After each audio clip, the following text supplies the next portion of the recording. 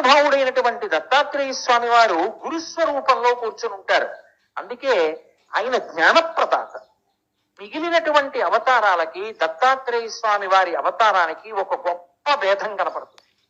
మిగిలినటువంటి అవతారాలలో సంప్రదాయ సిద్ధంగా ఎక్కడో ఏదో పైన ఒక గురువు కనపడతారు.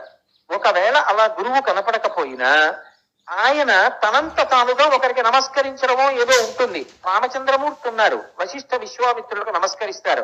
కృష్ణ భగవానుడు ఉన్నాడు, సాందీపని మహర్షికి నమస్కరిస్తాడు. ఎవరో ఒకరిని గురువు అని చెప్పడానికి అవకాశం ఉంటుంది. కానీ ఒక్క దత్తాత్రేయుల వారి విషయంలో మాత్రం ఒక పరమాద్భుతమైనటువంటి విషయం.